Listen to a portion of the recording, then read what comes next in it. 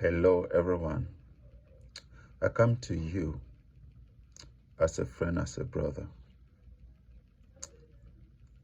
In 2 decades of research, I have something to give to the young ones to encourage them. Research is very important when it goes into development. That is why I don't do exploratory research. I do pure research and apply it. I try to do research that enters into our day-to-day lives. When I just became a professor in JAM, I did a lot of writing. I was told writing will speak for you, writing will stand for you. I wrote a lot of articles. I remember one day a colleague asking me, why do you write that much? And you write so lengthily.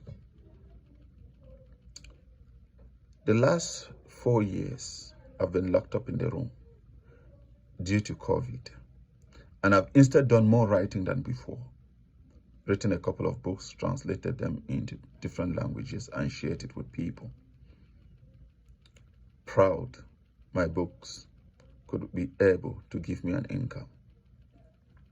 Happy my book could be presented at national shows. But recently I just discovered how much speaking can be very important to a researcher. Take research as a business. If you're a researcher and you don't have food to eat, then there's a problem. Research at the end of the day should solve human problems and should put food on the table. Those are some of the things which should be realistic. And as somebody who is doing agricultural research, I don't just do research on crops that are consumed by another person. I remember the president of Uganda saying that it was very wrong for us to be producing what we don't consume and consuming what we don't produce. These are some of the things that I've learned over the years. So, if you write, I remember writing a lot of abstracts on Huckleberry. Wherever I send them, they just say, thank you, accepted. For one, I discovered there was a problem. They didn't understand me. They didn't know the crop. As a young researcher, you should receive comments, corrections, and even rejections from elders. That will help you. That will give you the courage to verify your errors. But if they just say everything is correct, then there's a problem. So today, I want to share with you some things about speaking, because you are going to have a lot of books about writing. I've practiced some writing. I've written to international audiences and they have understood me.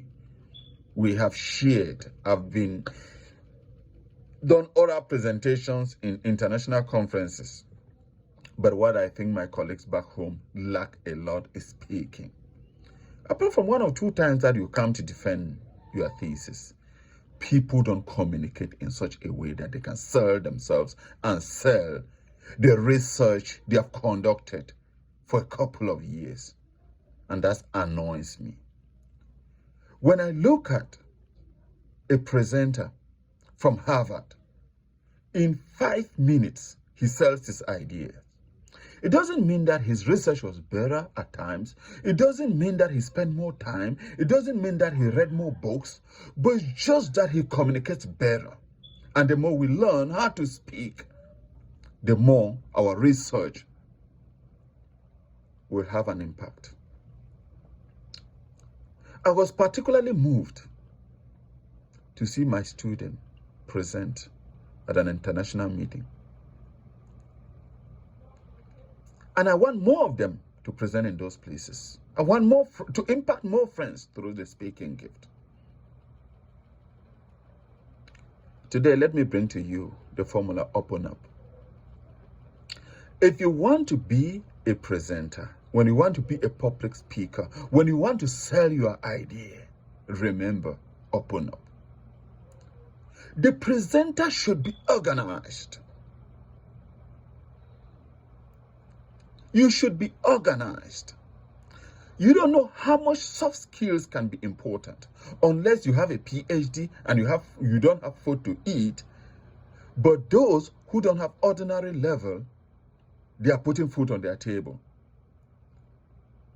It's always shameful to leave from the university with a master's, with a PhD, and drive a taxi. Most of us will not. They will think it's shameful. But with the idea in mind that you are organized, you face your future, it could have sold your ideas to people and would have been an employer. Most of us who are looking for food today to eat will be employers. Organization. Not coming late to meetings.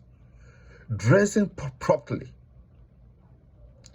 I know most meetings in America are casual, but imagine a conference in Africa. If you don't put on your tie, you don't shave well, nobody's going to buy your idea. It's very important in that context. Secondly, you must be passionate. Just imagine me addressing you like, you know, my brothers and sisters. You won't like it. I just read one book, but I want to be passionate about it. I'm happy about it. I look at you in the face. You're passionate about what you're talking.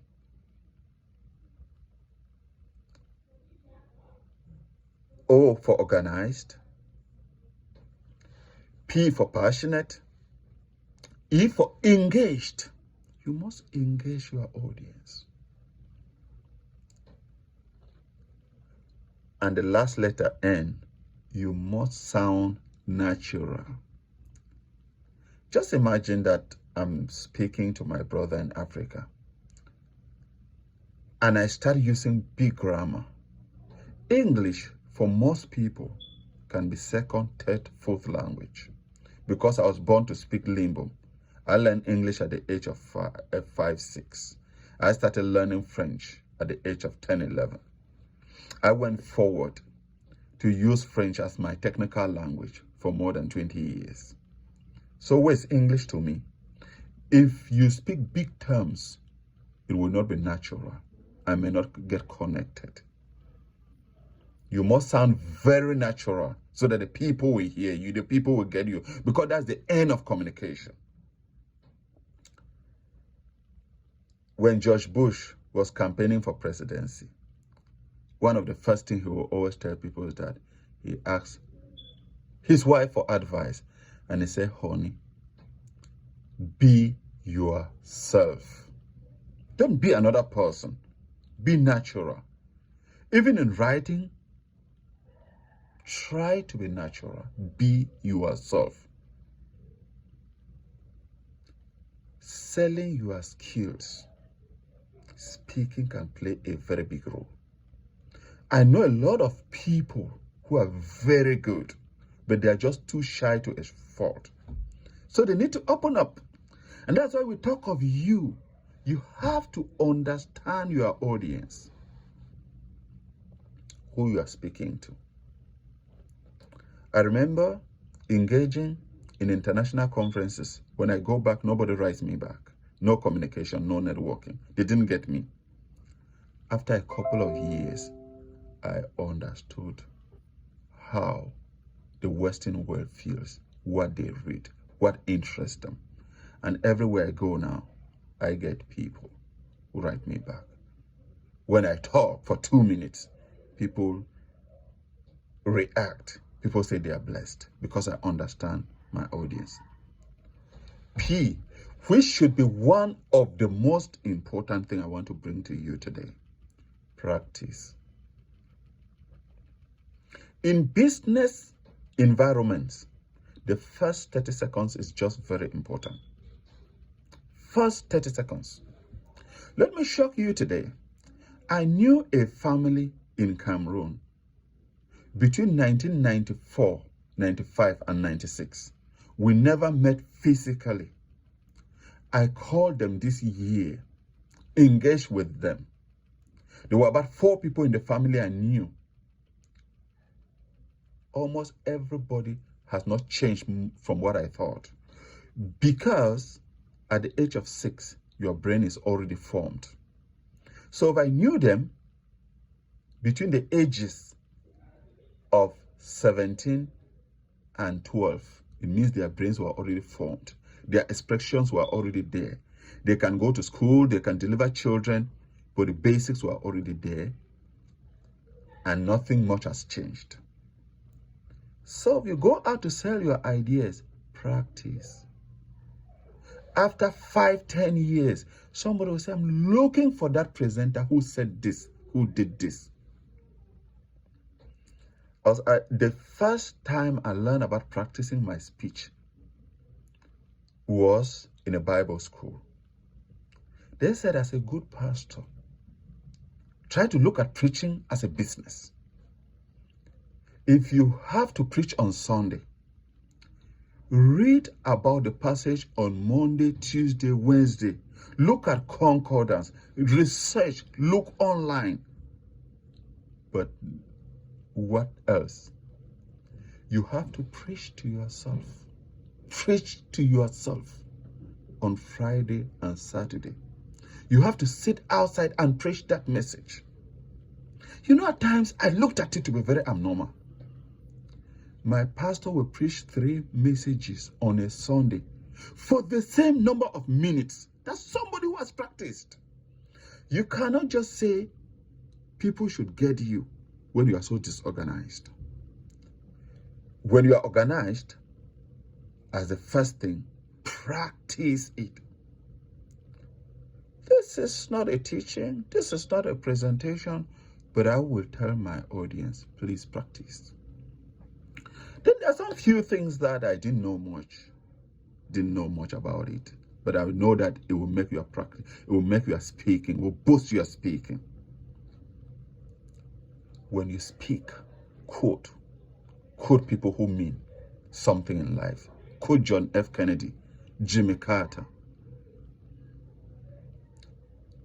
Ronald Reagan, big presidents of America. When George Bush is going for Afghanistan, what did he say? In agriculture, talk about the Green Revolution.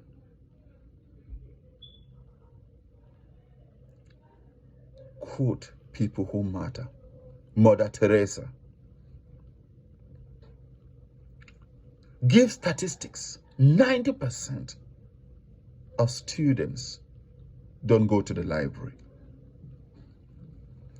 Ask your audience a question. Always read newspapers before you speak. Read articles before you speak to be updated. Give a story that relates to your message. You know what? If they give you 5 minutes to speak, you thank your audience for inviting you. Always tell them sometime to take a piece of paper and write something down. I know in African context it doesn't always happen, but through a humor, through a joke. Make predictions. I remember one of my articles, I wrote that we are talking of organic agriculture, but pesticide application will increase in Africa at least till 2030. When we discover solutions, have good mechanizations and many things that can help us to grow our crops without a lot of pesticides. That's a prediction. Fellow students, researchers, businessmen, after studying your material, engaging an audience to buy your idea is very important. I come to you today to think about presentation. Open up is the formula we used. You must be organized. Be passionate about what you are talking about. Engaged. Sound natural. Above all, understand your audience and practice your presentation. Practice it more than 10 times and know that the first 30 seconds of your communication is the most important. Thank you so much. God bless you.